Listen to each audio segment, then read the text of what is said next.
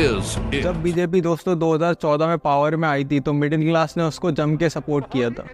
लोगों के एक्सपेक्टेशंस थे बीजेपी से कि वो जॉब क्रिएट करेगी, इकोनॉमिक रिवाइवल होगा, स्ट्रक्चरल फाइनेंशियल रिफॉर्म्स किए जाएंगे और ओवरऑल प्रॉस्पेरिटी आएगी। आप समझ ही रहे होंगे अच्छे दिन। पर लोगों की इन एक्सपेक्टेशंस को मोदी गवर्नमेंट अपने मास्टर स्ट्रोक से ख़त्म कर देती है। We have decided that the 500 rupee and 1000 rupee currency notes presently in use will no longer be legal tender. Put your head between these two restrained logs and win a free hat. Well, that's a no-brainer. Come on, you fat. Do it. It was at this moment that he knew. He fucked up. Modi government का पहला master stroke था दोस्तों demonetisation, जिसे black money और corruption जैसी चीज़ों को ख़त्म करने के लिए लाया गया था। लेकिन आज हम सबको पता है कि कितना ब्लैक मनी वापस आया और कितना करप्शन ख़त्म हुआ। सरकार ने दोस्तों करप्शन ख़त्म तो किया है, लेकिन बाकी लोगों के लिए, अपने लिए नहीं किया है। इसका जीता जाता एग्जाम्पल है इलेक्टोरल बॉन्ड्स, जिसमें किस तरह से अपोजिशंस और अलग अलग जो लोग उनकी बात, सरकार की बात नहीं मानते हैं, उनसे एक ऑर्गेनाइज तरीके से पैसा लिया गया। मुझे आज भी याद है वो नवंबर को डिमोनेटाइजेशन हुआ था और 10 नवंबर को मेरे बर्थडे पे मेरे और मेरे कुछ दोस्तों को एक मोमोज वाले भैया ने 2 प्लेट फ्री मोमोज दिए थे। खैर, डिमोनेटाइजेशन की वजह से दोस्तों एक इमीडिएट कैश शॉर्टेज हुआ और इकोनॉमी स्लो डाउन की तरफ जाने लगी।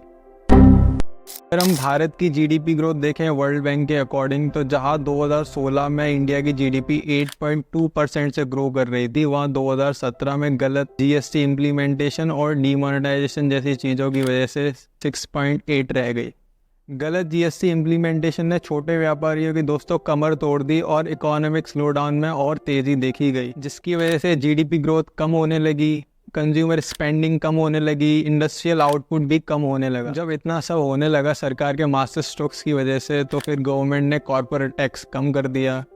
बहुत सारे स्टिमुलस और मॉनेटरी पैकेजेस अनाउंस किए गए एमएसएमईज की इंडस्ट्रीज़ को सपोर्ट करने के लिए। गवर्नमेंट के प्रयासों की वजह से इकॉनमी अपना रिकवरी का साइन दिखा ही रही थी कि अचानक कोविड आ गया, गरीबी में आटा गीला। कोरोना के आने के बाद दोस्तों इकोनॉमी और फटेहाल हो गई। हमारी जीडीपी 7.3% कॉन्ट्रैक्ट हो गई, जिसकी वजह से हमें जॉब लॉसेस देखने को मिले, लेबर क्राइसिस देखने को मिले। हमारा हेल्थ सेक्टर बिल्कुल चरमरा गया था और पूरा देश ठप पड़ गया। अरे, लेबर क्राइसिस से याद आया, बहनों, रोजगार आपको आपके प्रदेश में मिलना चाहिए कि नहीं मिलना चाहिए? आपके इलाके में मिलना चाहिए कि नहीं मिलना चाहिए? और इसलिए भाइयों बहनों, हमने मेक इन इंडिया का अभियान चलाया है।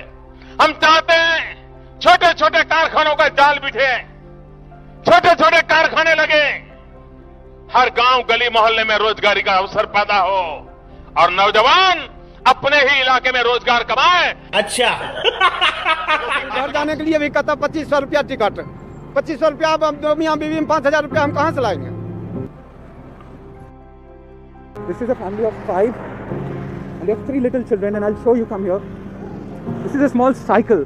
This is a small cycle on which a child is sitting, one is walking and one is the mother is carrying.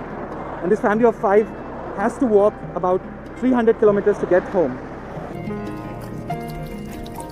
हमें तो भिखारी से भी बेहतर बना दिया इन लोगों ने। जिस सब मजदूर भैया को सबको हम ही की वजह से सरकार चलती है, हमारी वजह से सरकार जहाँ तक है प्रशासन विधोषों से जाता है, हमारी गरीबों की मेहनत का जाता है जहाँ तक जाता है, मगर गरीबों को सर बेकार कर दिया है सारे लोगों ने। लॉकडाउन करना था तो 10 दिन की मोहलत दे देते, 5 दिन की मोहलत देते, जिसको घरे जाना है वो चला जाता घरे, यहाँ भूखे प्यासे क्यों मरता? कोरोना का ये हाल देख के सरकार दोस्तों रिलीफ पैकेजेस अनाउंस करती है अलग अलग इंडस्ट्रीज़ के लिए। जो लोग अनएम्प्लॉयड हो चुके हैं उनके लिए डीबीटी के ज़रिए सीधे उनके खाते में रुपए पहुँचाए जाते हैं। इमरजेंसी क्रेडिट लाइन शुरू की जाती है एमएसएमई सेक्टर के लिए, जहाँ उन्हें कम ब्याज पे पैसे मिलते हैं। बेसिकली सरकार बहुत सारा पैसा प्रिंट करके इकोनॉमी में डाल देती है, जिसकी वजह से ज़्यादा लोग कंज्यूमर स्पेंडिंग करें और जो डिमांड ठप पड़ गई है वो वापस से रिवाइव हो और इंडस्ट्रियल आउटपुट देखने को मिले। इसका एक पॉजिटिव असर तो पड़ता है, तो हमारी जीडीपी 9.2% से 2021 में ग्रो करती है, लेकिन उसके साथ साथ आता है हाई अनएम्प्लॉयमेंट और हाई इन्फ्लेशन। फिर हम अगर अनएम्प्लॉयमेंट रेट की बात करें तो सीएमआई की रिपोर्ट के अकॉर्डिंग यह आंकड़ा जून में 9.2% है। इस 9.2% के आंकड़े को इंक्लूड नहीं किया जाता। जो लोग कंपटीशन की किसी भी गवर्नमेंट कंपटीशन की या प्राइवेट कंपटीशन की तैयारी कर रहे हैं उन्हें इंक्लूड नहीं किया जाता। जो लोग जॉब तो करना चाहते हैं लेकिन जॉब की तलाश नहीं कर रहे हैं उन्हें इंक्लूड नहीं किया जाता। सिर्फ 15 से 59 साल के लोगों को इसमें इंक्लूड किया जाता है जो काम कर रहे हैं और काम ढूंढ रहे हैं। दोस्तों ये 9.2% का आंकड़ा देखने में इतना ज़्यादा नहीं लगता लेकिन ग्राउंड पे बहुत ज़्यादा भयानक है। जहाँ कुछ चंद वैकेंसीज के लिए इतने हज़ारों और लाखों की संख्या में फॉर्म डाले जाते हैं।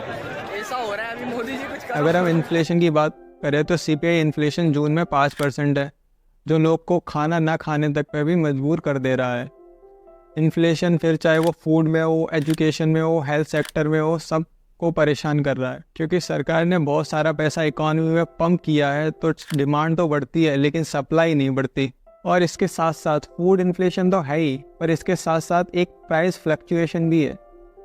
जहाँ कभी टमाटर 200 रुपये किलो मिलने लगते हैं तो कभी 2 रुपये भी उनका भाव नहीं रहता। सरकार के इन कुछ सालों में मिडिल क्लास को सिर्फ नचोड़ा जाता है, उस पर ज़्यादा टैक्स लगा देती है, इन्फ्लेशन बहुत ज़्यादा हो जाता है, हाई अनएम्प्लॉयमेंट हो जाता है, आमदनी घट जाती है लोगों की। जो मिडिल क्लास बीजेपी का कोर सपोर्टर हुआ करता था वो इन इकोनॉमिक चैलेंजेस को देख के का पब्लिक डिससेटिस्फैक्शन बहुत ज़्यादा बढ़ जाता है और इस वजह से बीजेपी मिडिल क्लास का भी सपोर्ट खो देती है।